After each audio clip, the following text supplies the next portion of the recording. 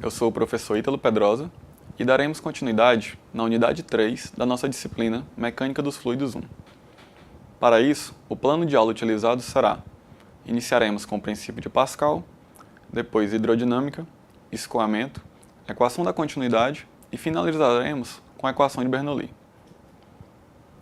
O princípio de Pascal estabelece que a alteração de pressão produzida em um fluido em equilíbrio transmite-se integralmente a todos os pontos do fluido e às paredes do seu recipiente.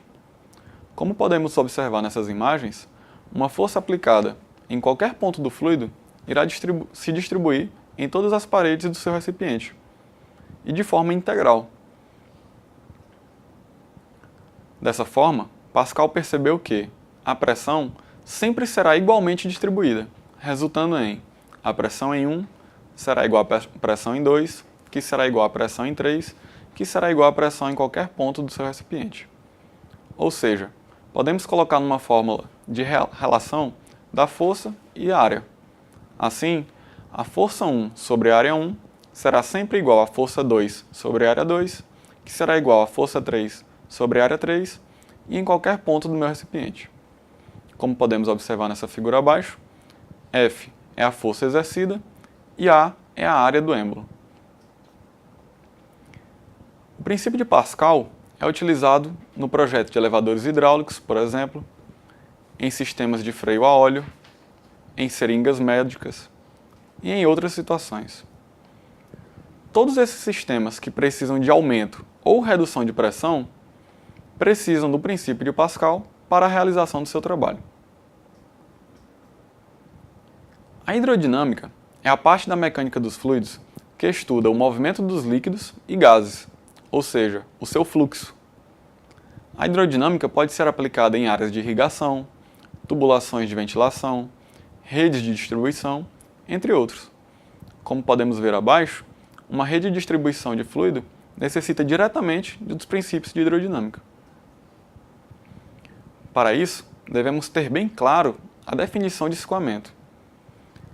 A velocidade do fluido, o tipo de fluido, o diâmetro da tubulação, todos esses são fatores que influenciam no tipo de escoamento do fluido, podendo ser estacionário, também chamado de laminar, ou seja, quando a velocidade de escoamento é muito pequena, ou for a mesma em todos os pontos. Podemos observar na primeira imagem um exemplo claro desse tipo de escoamento, em que as linhas de escoamento permanecem uniformes em todos os pontos da minha tubulação.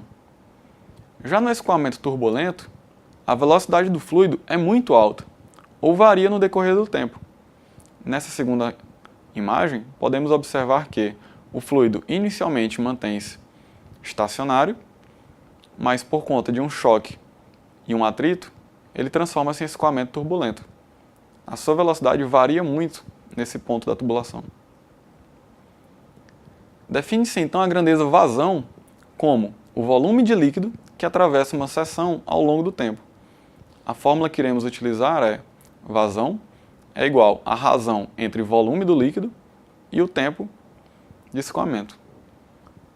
A vazão pode ser calculada em qualquer tipo de tubulação, como nessa figura, uma mangueira que possui uma vazão muito alta de um escoamento de líquido.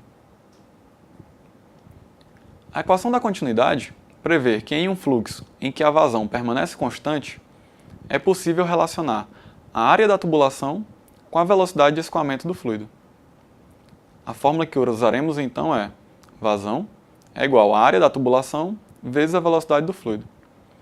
Como podemos ver nessa imagem, quanto maior for a sua área da tubulação, menor será a sua velocidade.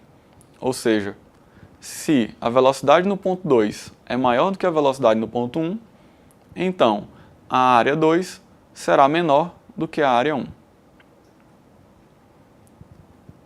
Devemos também estudar a equação de Bernoulli, onde, baseado no princípio da conservação de energia, Bernoulli aplica ao escoamento de fluidos uma equação que relaciona a energia cinética, gravitacional e de fluxo, devido à pressão, em uma tubulação.